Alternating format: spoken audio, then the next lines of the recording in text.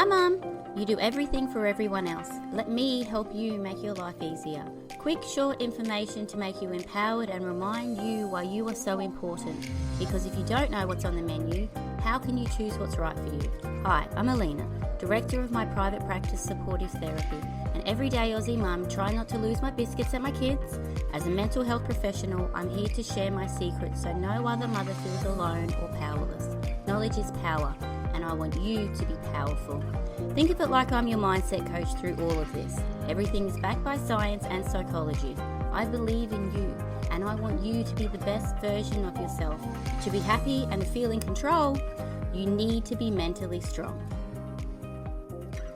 Hello everyone, welcome to this episode of Mentally Strong Mums, and this is obviously a huge one for all mums that we go through a lot of the time, or sometimes we're lucky enough to have the strategies not to go through this a lot of the time. But it's how to cope with overwhelm as a mum, okay? And with everything that sometimes we feel like we have on our plate, all the pressures with kids and the school, everything with families, expectations, other kids' parties, not to mention our own life. If we work, all trying to juggle all of that as well as obviously the household tasks, everything that needs to get done. And if you're in a relationship, where does that fit in? And because all of this can seem a lot and very, very overwhelming. Add on to that if your children are neurodiverse or they've got disabilities, or you yourself are in a situation where you're not at optimal capacity, it can feel like everything's too much and too overwhelming, to the point where sometimes I can't do anything. I need to shut down. I need to time out. This is absolutely awful. And obviously I've been there. We all have. And to say that we haven't been here at some stage in our life throughout our children, I don't think you're actually being honest with yourself or other people that haven't. Even during the newborn phase, some people love that because they have a beautiful potato baby. Potato baby does nothing. It just sits there like a lump and complies, breastfeeds normally, sleeps normally, right? I did not have potato babies. And so that was also a huge part for me of overwhelm, and the lack of, it was just awful for me. But obviously you've got beautiful babies out of it, but it's also good to admit the times that we are overwhelmed when we weren't coping. And sometimes when you're in the fog, you can't even realize that you're not coping. So even all of this can be upsetting or triggering for people. It's also used for a growth mindset to become more self-aware and to understand the different cues about when I am coping very well and what indicators are when I am not coping very well. And I'm going to do an episode soon on a safety plan. And safety plan is especially for people that might be going through mental health concerns or even potential risk of wanting to think about suicide. And so we always have to have a safety plan to understand what's going on for them, what are their triggers, what's going on for you, and what do you need to gain control over the situation. And I think that's a huge, beautiful part of being self-aware and getting to know yourself and then being proactive to help yourself. And that's what this episode essentially is, because we all go through overwhelm, we all experience anxiety, and we're all going to experience some form of depression. A really simplistic explanation of depression is based on the past, and anxiety is based on the future. So it's understanding how to be in the present. So if you can, that's a good episode to listen to in the future because I'll elaborate it. But let's get back to overwhelm.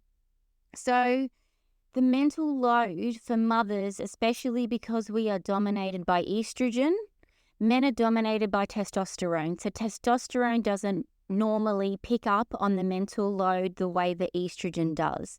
And that's why sometimes we need to organize everything, plan everything. We are the CEO of the household. Everything has to come by us first. We're able to, but that contributes to the mental load. You get decision fatigue. It can be very overwhelming. And especially if you are neurodiverse yourself. The previous episode was on neurodiversity and executive functioning, which is your forehead, your frontal lobe, and how quote unquote basic tasks such as organizing, time planning, and completing tasks can be very difficult if you are neurodiverse. And I'm a part of that family.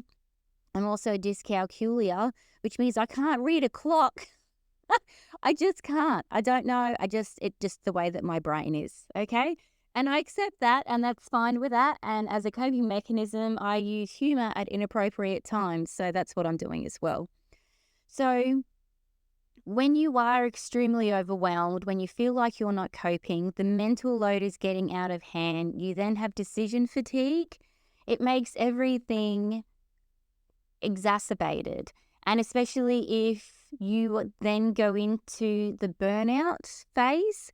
When you go into burnout, there's a change in your brain because things start to shut down and it goes into conservation mode. And it's very difficult because especially when your children need you or your partner needs you, when you're experiencing burnout, it can look like you're very irritable, you're very snappy, you push people away. Because at the moment, your brain is having a really hard time coping because it honestly and genuinely feels like there's a threat. So when we have overwhelm, this is the problem. We need our body to be able to help us, but actually our body, it feels like is sabotaging us and making us feel worse. So we've got to then understand how to understand about the huge impacts of burnout, the huge pressures that mothers feel on the daily, how sometimes we are able to cope and feel like we're knocking it out of the park, and also then acknowledge the times where everything feels like too much. I'm behind on everything. My room is completely full of washing, just baskets and baskets of washing. It's been for a couple of days. I'm telling my kids they don't have any clothes, and you know what I'm telling them? Go fishing. Go fishing and go find what you want, because at the moment I'm tapped out, okay? If you can also understand, if we look at the research, it suggests that maternal burnout is a huge concern and obviously affects a huge significant amount of mothers. And they say 13% of mothers worldwide. I don't know where they came up with that. I don't think that's, different cultures have different expectations, and especially our culture in Australia, as a social worker, we're very individualistic as opposed to other cultures which are very collective and work together and family orientated. I speak to a lot of people that come in that feel lonely and isolated, and how hard it is to try and make friends, especially if you move. And if I've lived in different countries around the world, and I've always noticed how easy it is to make friends overseas and how vulnerable and open people are and receptive. But Australians, we're very individualistic. We usually stay in our lane. It's sometimes difficult. Our families aren't always together the way that we like it, as opposed to all living under the same roof or in the same street or in the same suburb. So if you don't have a village, that also impacts as well. So there was a study in the Frontiers in Psychology journal that shows that emotional exhaustion, tick, depersonalization, so that's when you don't feel like you are present in your body or feel like you are being able to be your true authentic self, and a lack of personal accomplishments. So if you feel like you're always behind in everything and you're never achieving anything, these are significant contributors to burnout, which I just spoke about. So if you think if this burnout has been going on for a really long period of time, chronic stress can then trickle in. Chronic just means that it's occurring really frequently, so every day or a couple of times a week. So all of the stress that I'm carrying for my work, for my kids, for the household, for the finances, especially the price of groceries. And then I realised that I have to cook meals for the rest of my life because I'm the mother. So then I've got a meal plan, okay? I've got a meal plan as well on my website, which is for free. It goes for 7 days. But also, if you listen back to the ChatGPT episode, ChatGPT will do one for you, okay? Based on your dietary needs, as well as that's a really good one, okay? So chronic stress triggers an overload of cortisol, which then leads to fatigue, irritability, and then physical symptoms like headaches and insomnia. So this points to the importance of addressing your overwhelm early. It's very, very important, and that's why they use that analogy. You got to put your own oxygen mask on first before you put it on the kids. And essentially, you are a huge battery that everyone plugs in their little USBs to try and get their energy or their information from you. But if my battery is empty, how am I going to be able to be there to serve other people? Okay? So chronic stress, it's an overload of cortisol, which means fatigue, which means irritability. It can be headaches and then insomnia. And obviously, you know, in the newborn phase, sleep deprivation is a torture technique. It makes everything worse and your body then shuts down. Neuroscientific research also suggests that simple mindfulness practices can reduce the stress by activating your parasympathetic nervous system. So it gets you out of flight, fight, freeze, fawn and gets you back into regulated, okay? And then in terms of physiologically, why am I having trouble saying that word? It will then lower your heart rate and then induce a state of calm. So this is this huge incentive to be able to know your signs and signals, know what's going on within your body, recognize when you are experiencing chronic fatigue, chronic burnout, and overwhelm. Also, some mothers, because we feel like we need to be able to do everything ourselves, or we only feel like other people let us down or disappoint us, so then we carry everything more ourselves. It can be very, very difficult to ask for help, number one, or even accept help, number two. And so even when you are drowning and you know that you need help, but because of your trauma responses from before kids, you've learned that you can't, that obviously needs to be resolved, because we need to be a collective society. We need to find a village. We need to be able to be mutually beneficial and help each other. We can't do this alone, okay? All the pressures on the mum, we're not like back in the day, 1940s or 50s, where the mum stays at home and manages everything. No. We've got digital technology, social media. We've got to work. We've got to balance everything. It's a completely different time. And I think our expectations haven't evolved to what the reality is that we live every single life, okay? So I know that was a lot, but I want to be able to then give you some hope and then some actionable practices that you can try and do to either lighten the load for yourself or to be able to just have a little mini breaks during the day to just ground and center yourself. So when you feel, so part of emotional intelligence is understanding, number one, what's happening in your body first.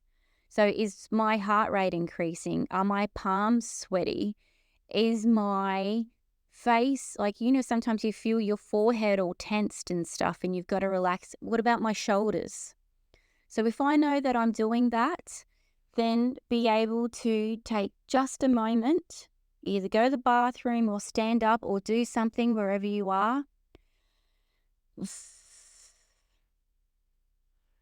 Exhale for longer than you inhale, so exhale for at least 8 seconds.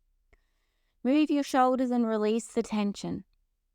I've got a previous podcast on progressive muscle relaxation. Listen to that if you don't know what this means, and then it will teach you and your body how to do that.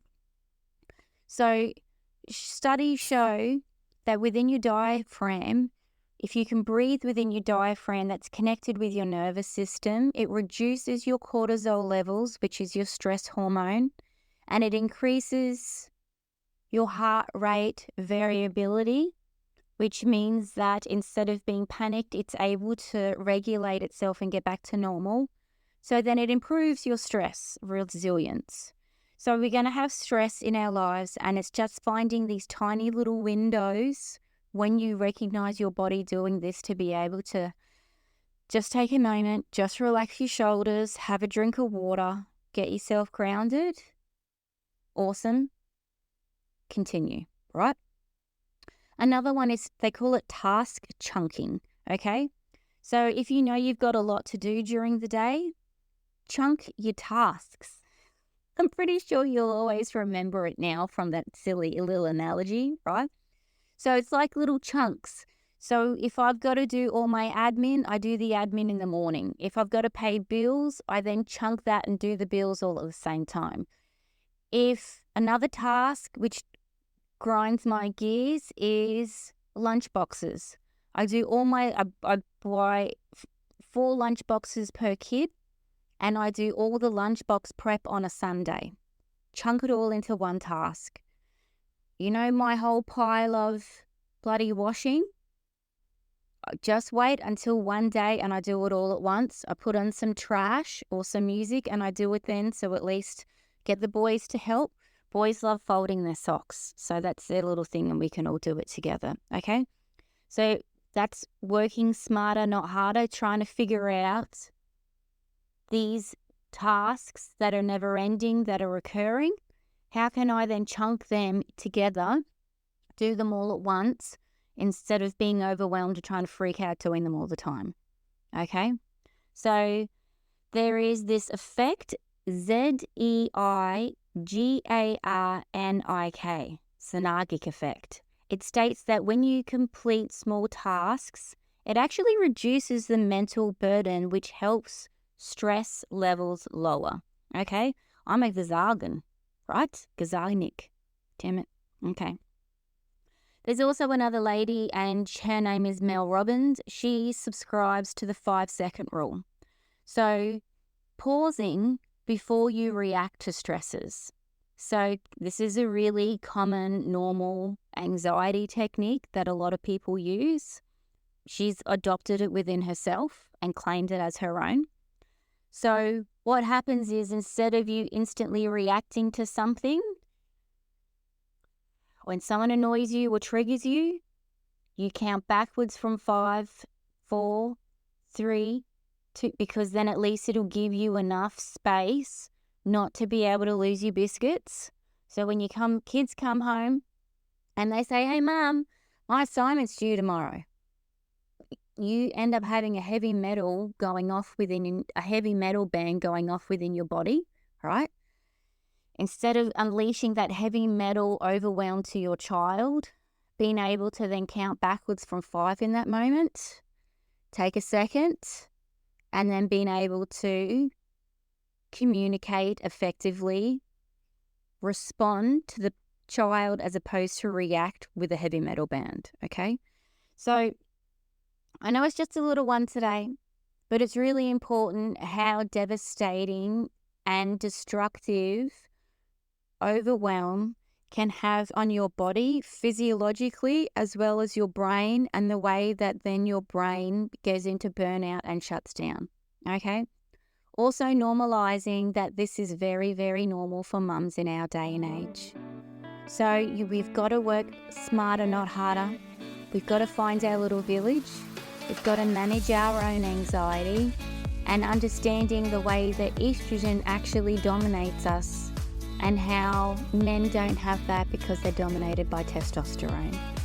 So looking after yourself, listen to my episode on ChatGPT, listen to my episode on progressive muscle relaxation, and know that whatever happens, you always have a choice within your own body, and you can regain control of yourself and your body so that you're able to thrive. If you do find it very, very hard to keep on top of everything, to stay on top of everything, to just finish or complete a task, listen to my neurodiverse episode because I think that will actually help you a lot as well.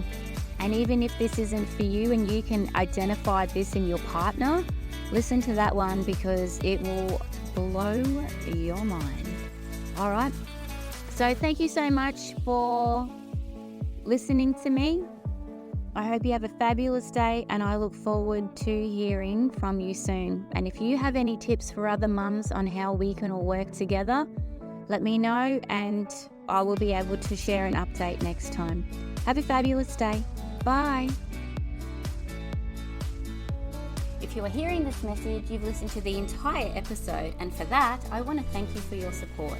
It takes me hours to research and create this for you, so I genuinely hope you enjoyed it and felt more mentally strong. If you have any suggestions or improvements, let me know because I'm always open for criticisms. If you have found my information useful, please leave a review and subscribe. So by leaving a review, it's a value exchange. It's good karma.